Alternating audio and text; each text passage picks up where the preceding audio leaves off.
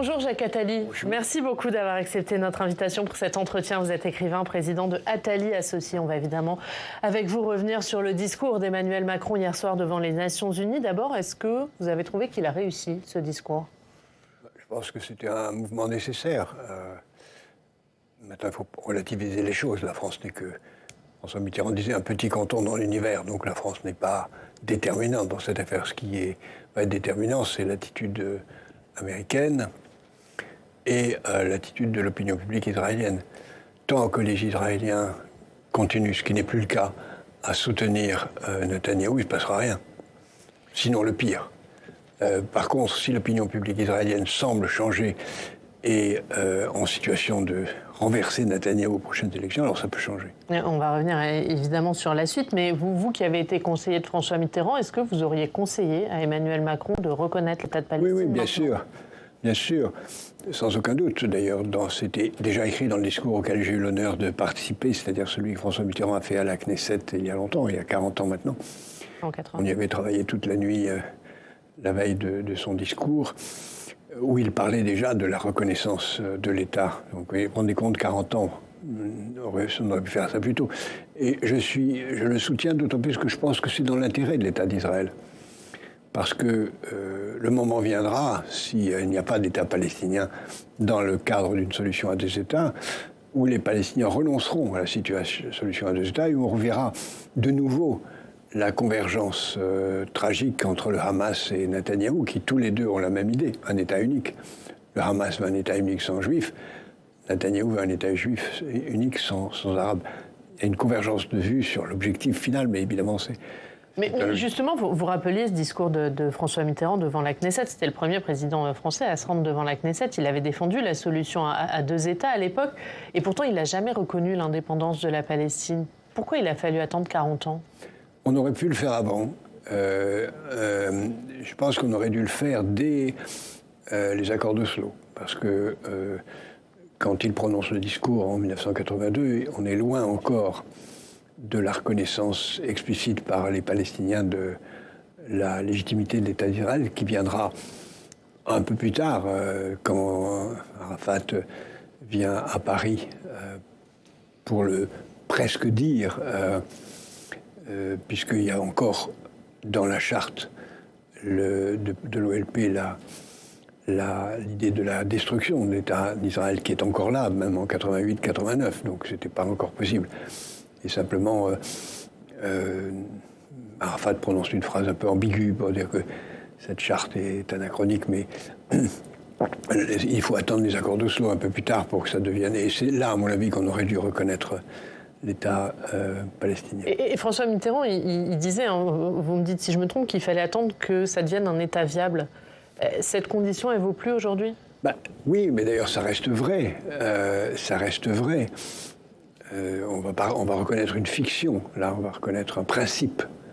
Ça ne change rien, d'ailleurs, sur le terrain. Sinon, que ça peut avoir des conséquences... je suis pour cette reconnaissance, mais ça peut avoir des conséquences tragiques si ça entraîne de la part du gouvernement de Netanyahou une accélération de la colonisation en Cisjordanie pour rendre quelque chose de quasiment irréversible, c'est-à-dire dans le rendre impossible la création. Ça risque d'être le cas, vous pensez? Ça risque d'être le cas.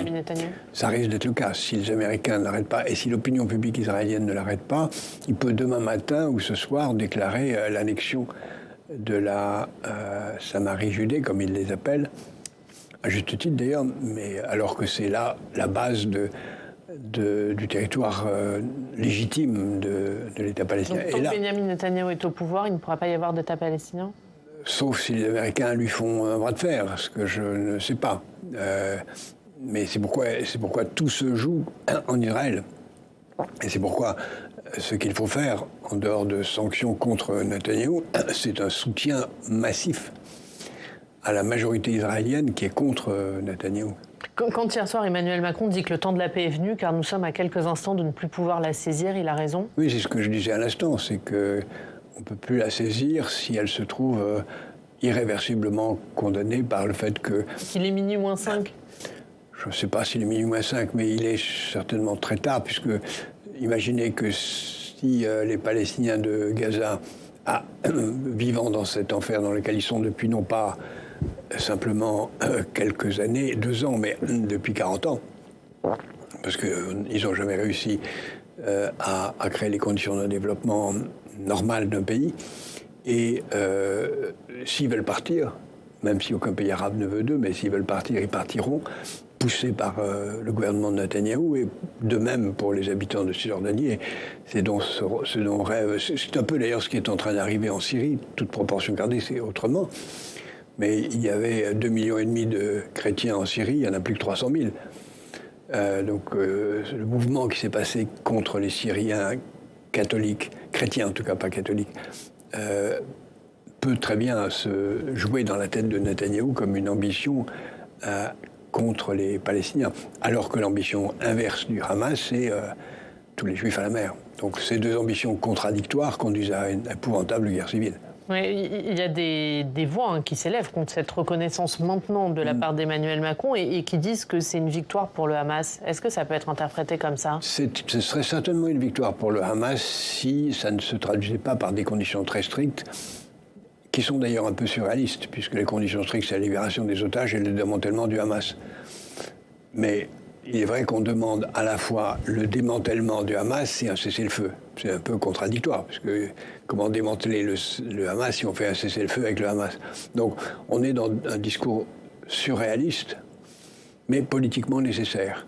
Un discours politique. Est-ce qu'il aurait dû poser plus de conditions, Emmanuel Macron? En mai, il avait posé 4 conditions. Aucune de ces 4 conditions n'est réunie aujourd'hui. C'est pour ça qu'il dit que la mise en œuvre de... Moi, je ne suis pas son porte-parole. Je vous dis comment je pense qu'un certain nombre de choses mériteraient d'être faites.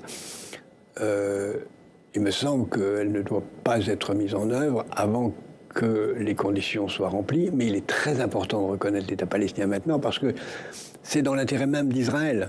Encore une fois, si l'État palestinien n'est pas reconnu dans le cadre d'une solution à 2 États, on en viendra un jour à revendiquer un État binational, dans lequel les Israéliens perdront leur nation. Ça veut dire que cette reconnaissance, c'est une garantie de sécurité pour Israël, c'est ce que dit l'Élysée? C'est une garantie non pas de sécurité, d'aucune façon, mais c'est une garantie d'existence. Toute personne qui reconnaît un État palestinien dans le cadre d'une solution à 2 États reconnaît Israël.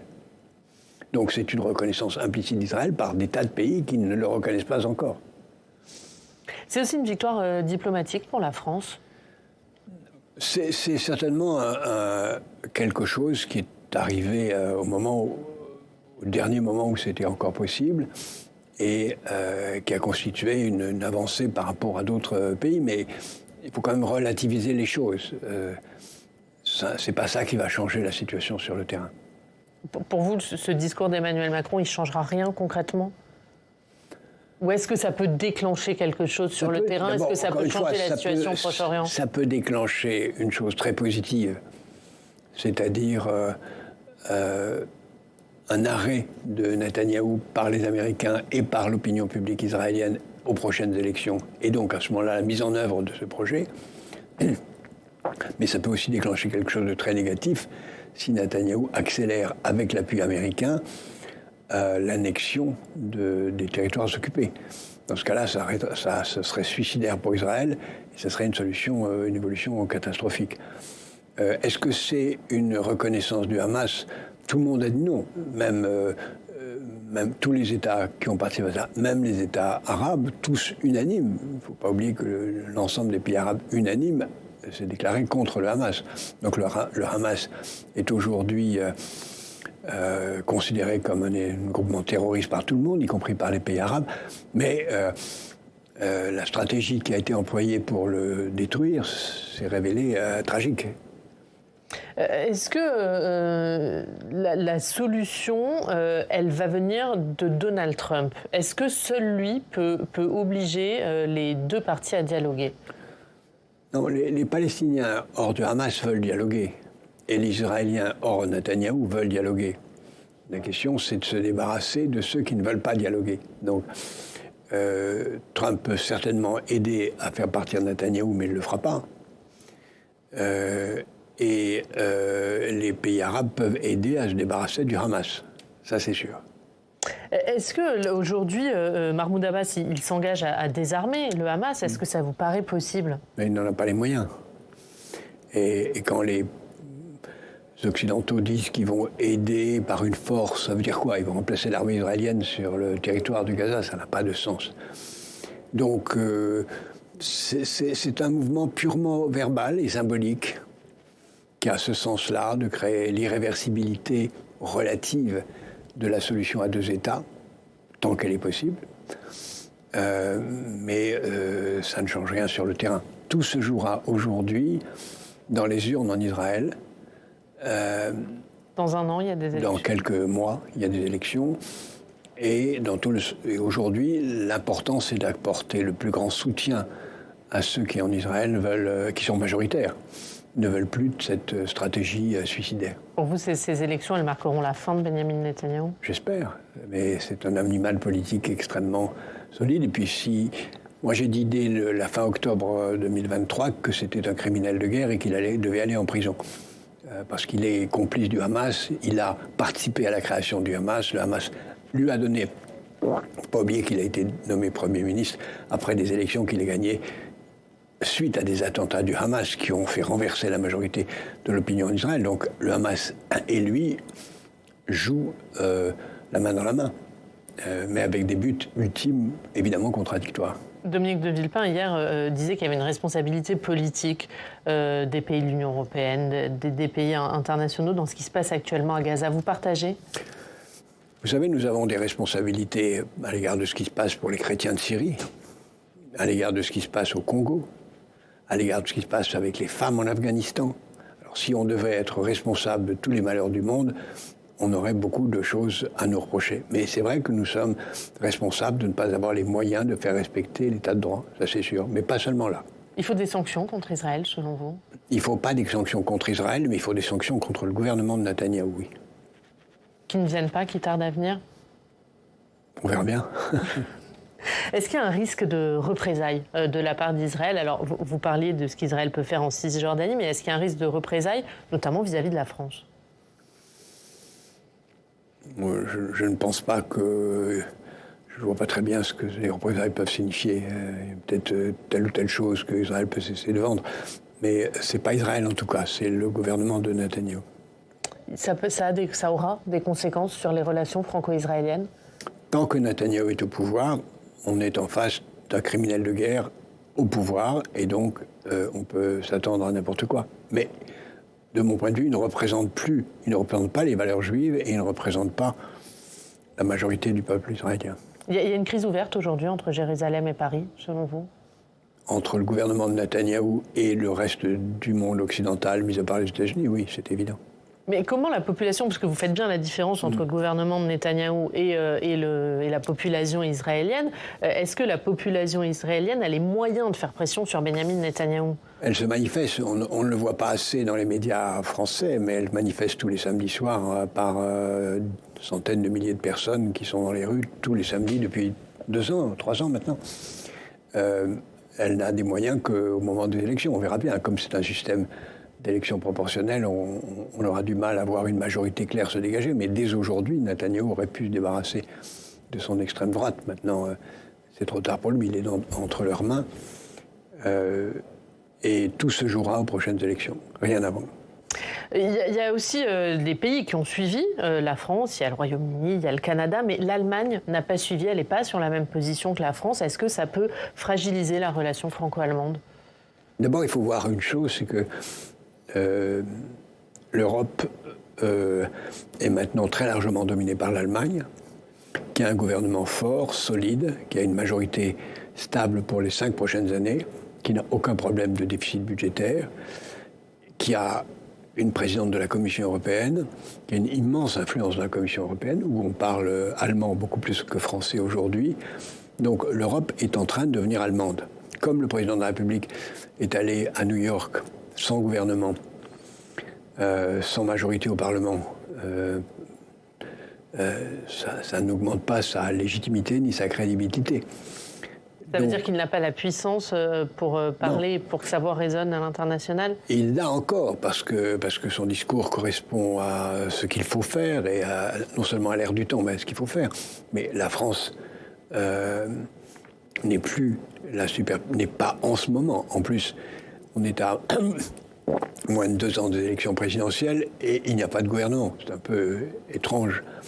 Et vous dites, avant l'Union européenne, c'était le moteur franco-allemand. Aujourd'hui, vous dites l'Europe est allemande. Elle est effacée aujourd'hui, la France, dans l'Union européenne ? Clairement. Maintenant, ça ne va pas durer.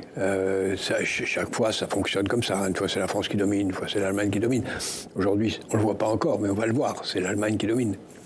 C'est l'Allemagne qui domine en tout. Et c'est la faute de la France. Si la France s'est mise dans cette situation budgétaire, si la France s'est mise dans cette situation d'envoyer des représentants à Bruxelles qui ne sont pas du niveau nécessaire pour contrebalancer l'influence allemande, c'est totalement la faute de la France. Et mis à part cette euphorie légitime sur un discours aux Nations Unies, la France est nue. Pas de gouvernement, une dette extrême, un déficit budgétaire incontrôlé, pas de gouvernement, pas de majorité parlementaire imaginable. Le 13 octobre, c'est bientôt, et si on n'a pas de budget déposé le 13 octobre, on n'aura pas de budget voté dans cette maison et dans l'autre avant la fin de l'année. Nous sommes dans une crise de régime aujourd'hui. Aujourd'hui, on est dans une crise de régime. On n'est pas seulement dans une crise politique, on est dans une crise de régime. On est dans une crise politique qui est en train de déboucher sur une crise de régime si le gouvernement ne se forme pas. Parce que si le gouvernement se forme, très bien, et bravo, pour tenir 18 mois. À mon avis, c'est possible. Pour ça, il faudrait que le Premier ministre annonce un plan sur 18 mois et pas seulement un plan pour 3 semaines et essaye d'étaler dans le temps les mesures à prendre en donnant des concessions suffisantes à la gauche pour qu'elle accepte de considérer qu'elle peut ne pas voter la censure. Ce n'est pas évident d'y parvenir sans perdre la droite. C'est pas évident du tout. Si on y arrive, bravo, et je le souhaite parce que je ne pense pas qu'une crise qui conduirait à des élections législatives soit la meilleure chose qui puisse nous arriver. Mais c'est pas évident. Donc on est. Qu'est-ce que vous auriez envie de lui conseiller aujourd'hui à Emmanuel Macron ? Non mais à un moment,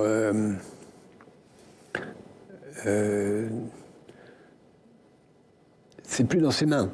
C'est dans les mains du Premier ministre d'accepter un certain nombre de concessions majeures à l'égard de ses partenaires. Il ne fera pas sans l'aval d'Emmanuel Macron tant il est proche. Vous dites à Sébastien Lecornu, il faut rompre. Et de toute façon, s'il n'accepte pas, ne serait-ce que... Moi, je plaide pour le retour de l'ISF, par exemple, qui serait la moindre des choses. Impôt symbolique, mais important parce que c'est un impôt de gauche. J'ai toujours été pour, même quand j'ai présidé une commission bipartisane à la demande d'un président précédent. Nous avions dans cette commission bipartisane proposé le maintien de l'ISF, qui a été supprimé à tort. Je pense que la question, au fond, se résume à ça. Est-ce que M. Retailleau acceptera l'ISF ? Petite question. Mais si M. Retailleau dit non, pas d'ISF, il n'y aura pas de gouvernement. Donc c'est autour de cette question du budget et de la taxation des plus aisés que tout se joue pour vous ? Malheureusement, alors qu'il y a beaucoup d'autres problèmes qui se posent sur la santé, sur l'éducation, sur l'écologie, sur la décentralisation, beaucoup d'autres problèmes qui se jouent. Et si un compromis échoue sur cette question, qu'est-ce qui se passe selon vous ? Je ne veux pas faire du café du commerce, vous avez des meilleurs experts que moi sur ces questions quotidiennes, mais il se passera qu'il y aura des élections législatives nouvelles qui donneront sans doute une victoire à l'extrême droite. Emmanuel Macron n'est pas en première ligne ? C'est pas la question de son maintien ou non qui va se poser ? J'espère que non, parce que si l'extrême droite gagne les élections législatives, elle sera au pouvoir. Ce sera une cohabitation. Merci Jacques Attali, merci pour votre éclairage sur le discours d'Emmanuel Macron hier soir et puis plus largement sur la situation politique. Merci d'avoir été notre invité. On va regarder votre dernier livre, ça s'appelle « Danser près de la porte » et c'est disponible aux éditions Flammarion. Merci d'avoir été avec nous.